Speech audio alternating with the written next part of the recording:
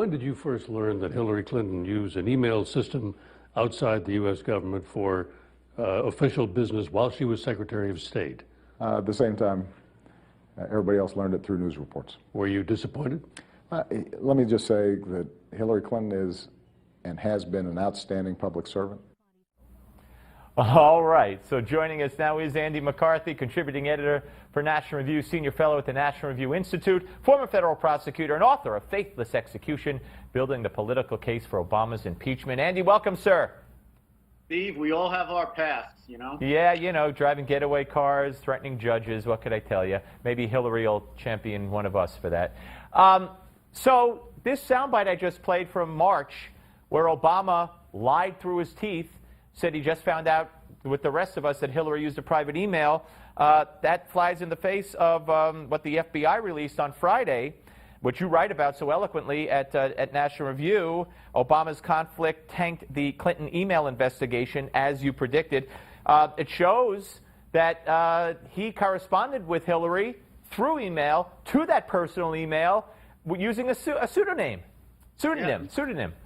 Yeah, maybe that's why he couldn't remember. It was his exact presidential double under the pseudonym that was communicating with Mrs. Clinton's private email address. Maybe that was his lapse of memory and occasion. But, you know, look, Steve, I've been saying for a long time now that we had strong indications that the president had engaged in the same kind of behavior that Mrs. Clinton did. And in fact, I think it's intriguing at this point. You know, we have this overlap of what we've learned about the president because of Mrs. Clinton's email scandal. I find it hard to believe that the president, under his pseudonym, only communicated with Mrs. Clinton. So, you know, I imagine that we, as time goes on, may find out more and more about the pseudonym communications, these things that he did under an alias that was set up so that he could use, you know, his BlackBerry to communicate with people. But that aside, the president knows, and everybody who has a high-ranking security clearance knows, that there are certain communications in government that are presumptively classified. And one of them is when high-level officials are having policy discussions with the president. General Petraeus, when he was prosecuted, what was emphasized by the Justice Department about the classified, the top-secret intelligence information that was at the center of that case was that it included General Petraeus's notes of his communications with the President of the United States. And the Justice Department prosecuted him for that because everybody knows that that's classified, which is why Petraeus didn't challenge it and didn't say anything preposterous like my journals weren't marked classified. That was no.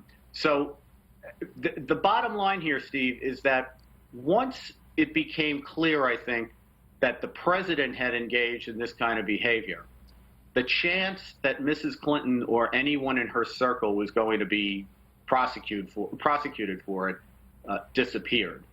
And that's why when Huma Abedin, as we learned last week when the FBI did its latest Friday... Yeah, she saw this email and didn't know who it was from, who was conversing with Hillary, and tell us what she said. Yeah, when the agents told her that it was the president's alias, she exclaimed, "How is that not classified?"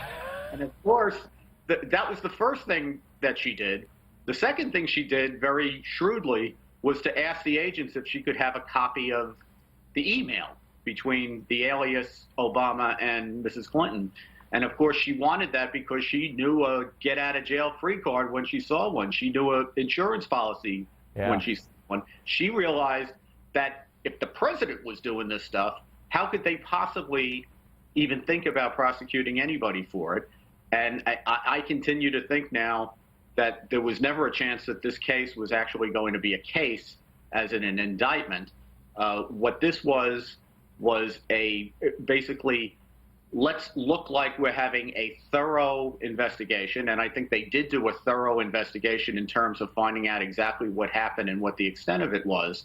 But the more thorough the investigation appeared to be, the more convincing I imagine they thought would be the idea that Mrs. Clinton had been exonerated because she hadn't been charged. Unbelievable. So we got the FBI and the Justice Department protecting the president.